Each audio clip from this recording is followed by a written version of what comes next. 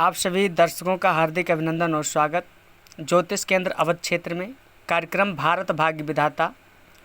Contact number 9517287000। Number पुनः सुन लें 9517287000। आप हमारे कार्यक्रम का हिस्सा भी बन सकते हैं, कुंडली भी दिखा सकते हैं, ज्योतिष के विषय में जानकारी भी प्राप्त कर सकते हैं। तो जुड़ते हैं, प्रारंभ करते हैं रस्म रथी के कुछ विशेष लाइन से।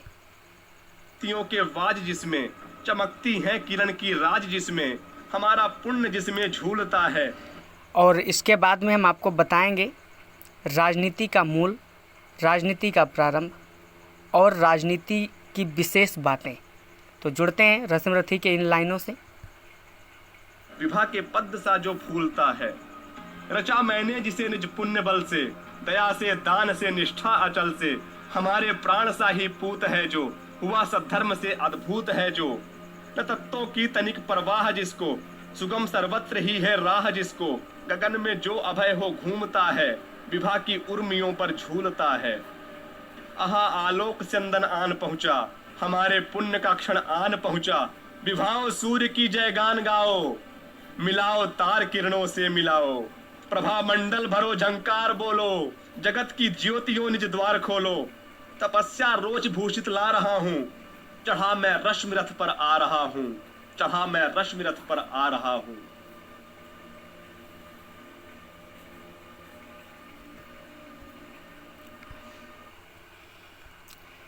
चलिए प्रारंभ करते हैं। राजनीति का मूल शब्द नीति है, यह है मूल। ठीक, तो ये मूल, अगर नीति मूल है तो ये राज क्या है? तो राज का पहला अर्थ तो होता है छिपा हुआ, दूसरा होता है अधिकार क्षेत्र, तीसरा आप इसको नाम भी कह सकते हो, और आपको तो पता ही है चौथा है, पहले हमारे यहाँ पे चलता था राजतंत्र, यानी राजा होते थे हमारे अपने यहाँ पे। ठीक है, या आप इसको आदाना ऐसे कर सकते हो चंदी। ये चौथे के अतिरिक्त अभी और भी है, यानी यहाँ से घुमा करके यहाँ लेकर आओ, ये पहुँच गया पाँचवा। ठीक है, पाँचवा ये राज क्या है? राज यानी कि एक तो नाम भी हो सकता है, एक आपको अधिकार क्षेत्र तो पता ही, जैसे राज्य का अधिकार क्षेत्र या राजकाज। ठीक है, एक राज यानी कि बहुत चोरी चुपके वाली चीज़ है। ठीक है, नीति, राजनीति में नीतियां ही मूल होती हैं, क्योंकि अगर आपकी जो नीतियां अच्छी नहीं है तो आप राज कैसे करोगे? क्योंकि यहाँ पे राजतंत्र तो है नहीं, यहाँ पर है लोकतंत्र। ठीक है, ये क्या है? लोकतंत्र। तो जब लोकतंत्र है तो ये वाला राज यानी अधिकार क्षेत्र जो है वो तो ठीक ही है, क्योंकि विधायक हुए, सांसद हुए, भारत हुए, का देश का अधिकार क्षेत्र कौन सा है तो आपको जानकारी है। सबसे पहले इसके अतिरिक्त भी और भी अर्थ हैं, वो आपको बाद में बताते हैं। सबसे पहले छिपा हुआ से प्रारंभ करते हैं। यदि राज का अर्थ है छिपा हुआ, ध्यान से सुनिएगा, यदि राज का अर्थ है छिपा हुआ तो क्या छिपा हुआ है आप जानते हैं? राज, राज में छिपा हुआ क्या है आपको बताएं। प्रारंभ, राज में छुपा हुआ है टैक्स।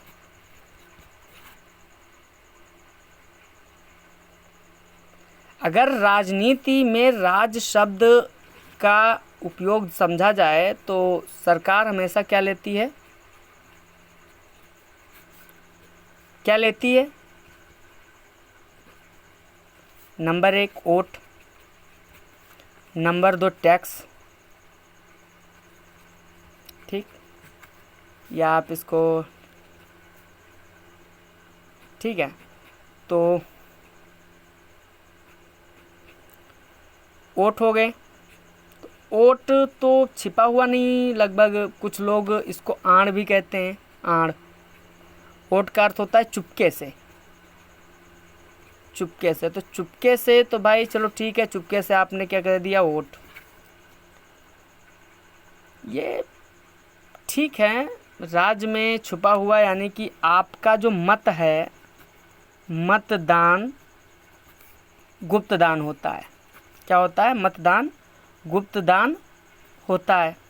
ठीक, चलो यहाँ तक तो ठीक है। इस टैक्स का अर्थ अगर आप छिपा हुआ लगाते हो राजनीति में, तो अगर राजनीति में आपने राज का अर्थ छिपा हुआ लगा दिया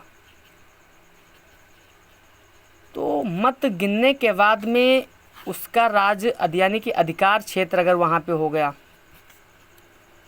तो वो तो आपका प्रत्यक्ष हो जाता है।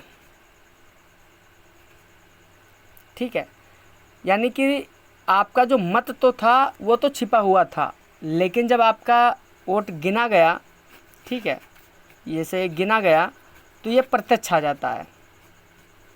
ठीक, और जब ये प्रत्यक्ष आ गए तो यह भी पूर्ण रूप से छिपा हुआ नहीं हुआ।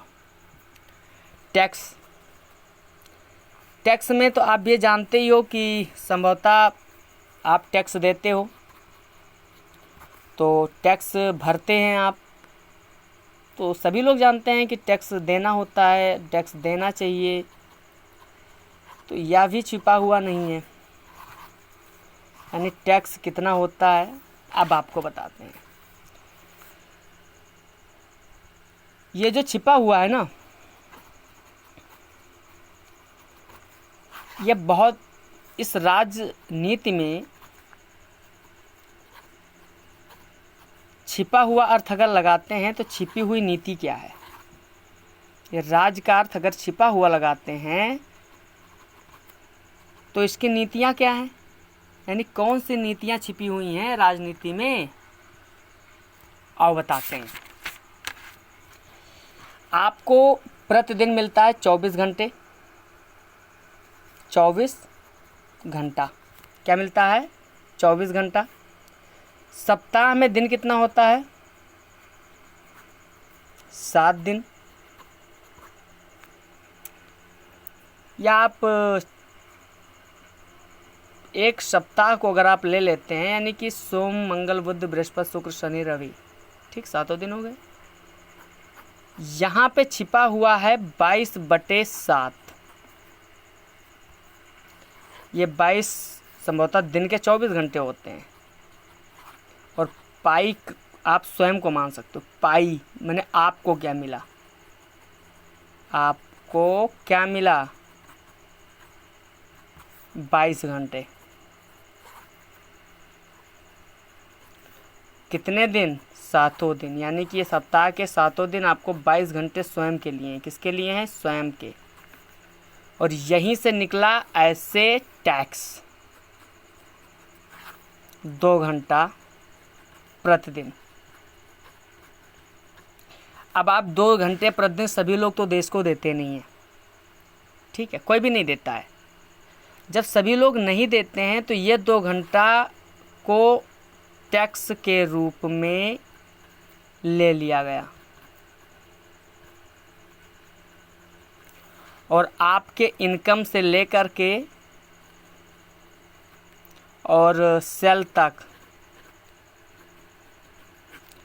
सब में उसी 2 घंटे को टैक्स के रूप में जोड़ दिया गया।